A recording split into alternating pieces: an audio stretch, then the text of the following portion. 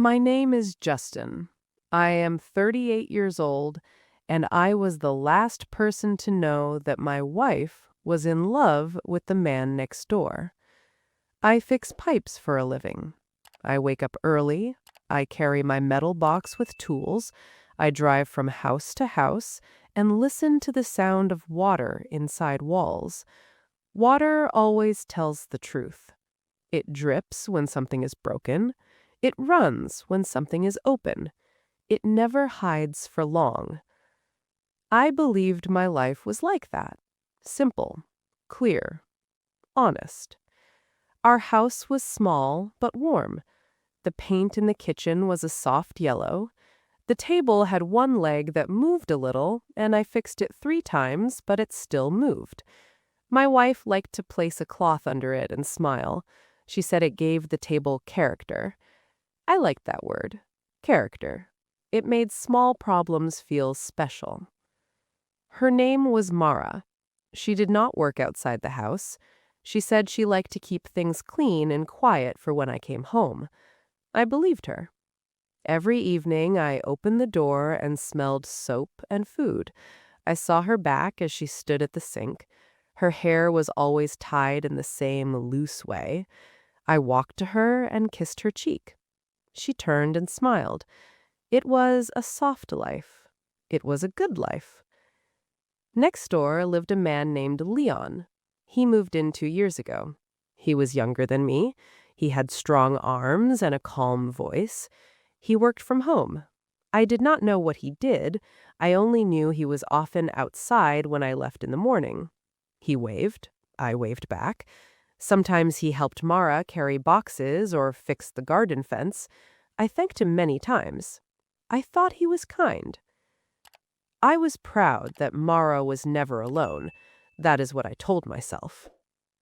My days were long. I fixed broken toilets. I opened old pipes. I lay under sinks and smelled wet metal. My hands were always rough. When I came home, Mara held my fingers and said they were the hands of a good man. I believed her words. I held them inside me like warm water. There were small changes, but I moved past them. A new dress she wore when we had nowhere to go. The way she looked at her phone and smiled without sound. The way she closed the curtain in the afternoon. I told myself she was bored and needed new things. I told myself love did not need questions. One day, my work ended early. A client was not at home, and I had 2 free hours. I thought about calling Mara, but I wanted to surprise her. I bought her favorite sweetbread from the small shop near our street. It was still warm in my hand when I walked to our gate. The front door was not fully closed. That was the first strange thing. Mara always closed the door. She said an open door let the dust come in. I stepped inside and heard a sound from our bedroom. It was not a loud sound. It was soft. It was a low breath. Then another. My heart slowed. I thought she was sick. I walked down the short hall and held the bread close to my chest. The bedroom door was half open. I pushed it gently. Time did not stop. It became slow and thick, like a pipe full of heavy dirt. Mara was on the bed. Her hair was open and spread over the pillow. Her eyes were closed. Leon was with her. Their bodies were close, skin touching skin. His hand moved along her side as if he knew every line of her. Her fingers were on his shoulder, holding him as she had once held me. The room was full of their breath, slow, deep, together. She made a soft sound, a sound I had heard in our bed in the dark, a private sound, a sound that belonged to us. The bread fell from my hand. It hit the floor without a voice. They turned at the same time. Mara's face lost all color. Leon moved away from her as if fire had touched him. I did not shout. I did not run. I stood there with my hands at my sides.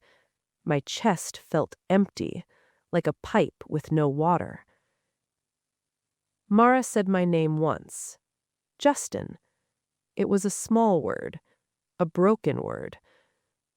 I looked at the bed, at the sheets I had washed last Sunday, at the pillow I used every night, at the light from the window that fell on their skin.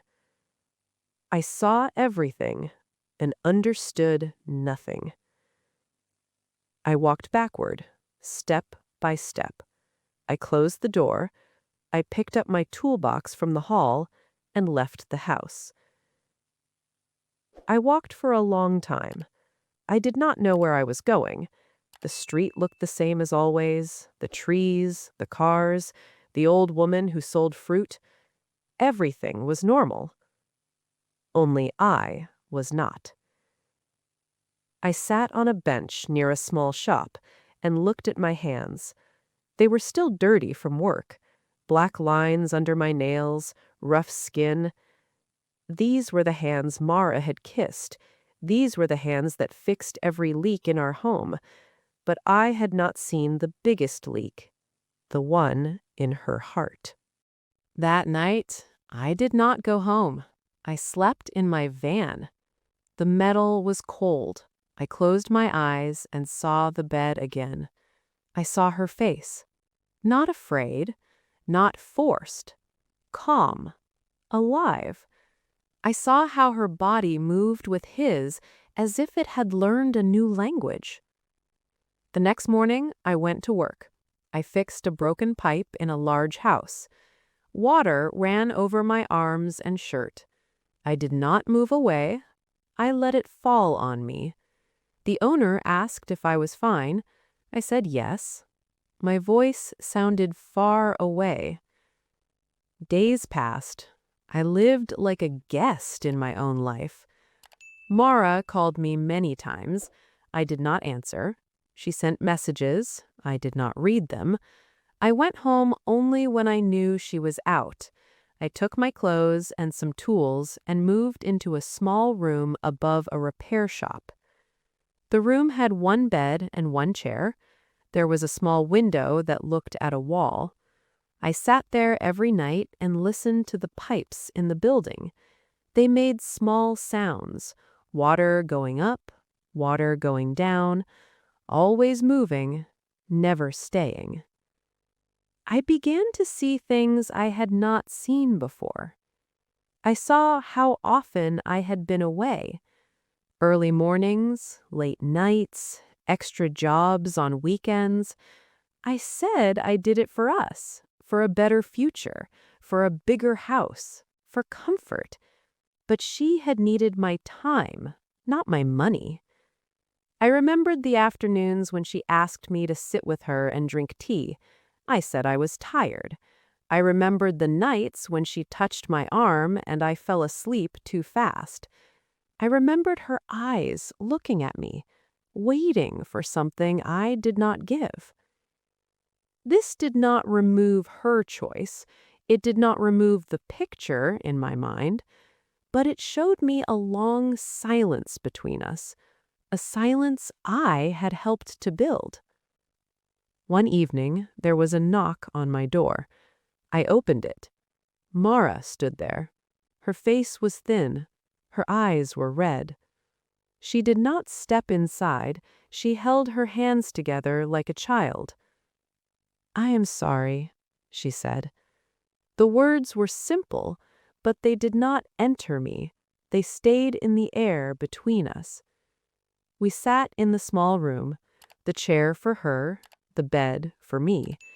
There was no place for our old life. She spoke slowly. She said it had started with small talks in the garden. She said she felt alone. She said Leon listened. She said she did not plan it. She said she tried to stop. She said she failed. I listened. I did not ask questions. I did not want details. I already had the only image that mattered. When she left, the room felt empty again. But something inside me had changed. The pain was still there, heavy, deep, but it was clear now, like clean water. I understood one truth. Love cannot live where it is not seen. I went back to work with a new feeling. I still fixed pipes, I still lay under sinks, but I looked at every small thing with care. I spoke to people. I looked into their eyes. I came back to the room and sat with myself. No phone, no noise, just breath. Weeks later, I returned to our old street. I stood in front of the house. The paint was still yellow. The table was still inside. I could see it through the window. Leon's car was gone. I heard he had moved away. Mara opened the door. She looked at me with quiet eyes. We did not hug. We did not cry. We walked into the kitchen and sat at the table with the moving leg. "I will not come back," I said. She closed her eyes and nodded. There was no anger in me, only a tired peace, the kind that comes after a long day of work. I touched the table. It still moved a little. She placed the cloth under it the way she always did. I stood up and walked to the door. She followed me, but did not hold me. Outside, the air was cool. The street was the same, but I was not. I had lost my marriage. I had lost the woman I trusted, but I had found a quiet place inside myself where truth could stay. Now I live in a small apartment near my work. I wake up early. I carry my metal box. I fix pipes. In the evening, I make simple food and sit by the window. Sometimes I think of Mara, not with fire, not with hate, only with a soft memory of a life that once was. I know now that love is not only a warm house or clean clothes or money on the table. Love is time. Love is attention. Love is two people who see each other every day and do not look away. Water still tells the truth to me. When a pipe is broken, I open the wall and face the damage. I do not cover it. I do not walk away. My heart is like that now. It carries its own quiet sound, steady and honest, like water moving through a new and careful line.